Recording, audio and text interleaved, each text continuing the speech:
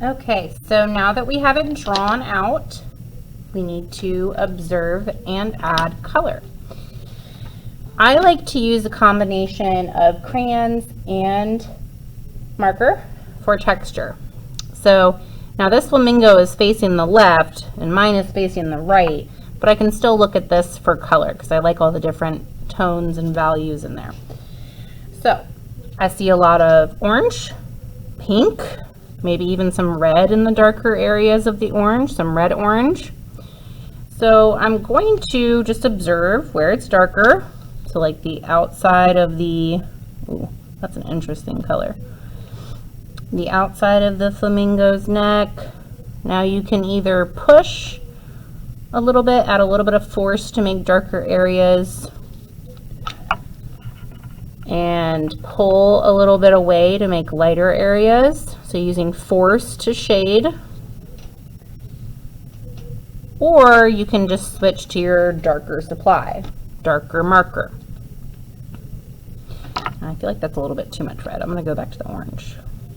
So I have lots of orange in the neck. Notice how that with the crayon, I'm not coloring in the lines as nicely as I could. And I have a reason for that. So just give me a minute.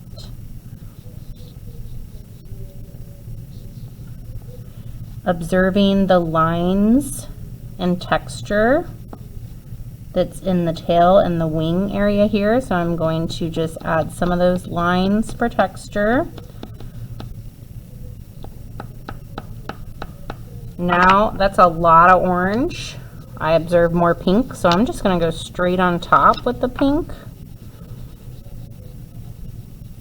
leaving some areas a little white, because now I'm done with my wax crayons.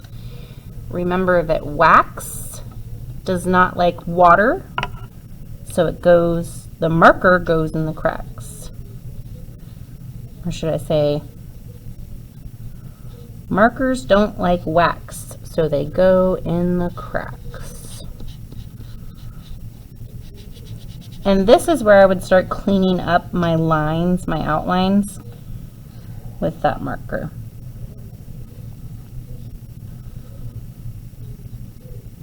And putting it on top of the crayon and in the cracks to create texture.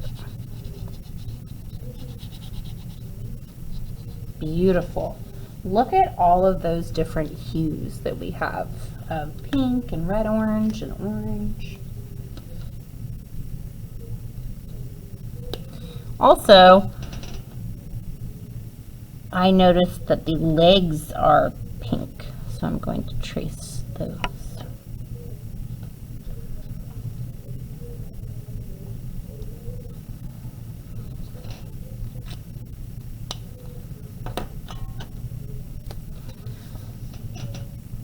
Black beak. Leave in some white.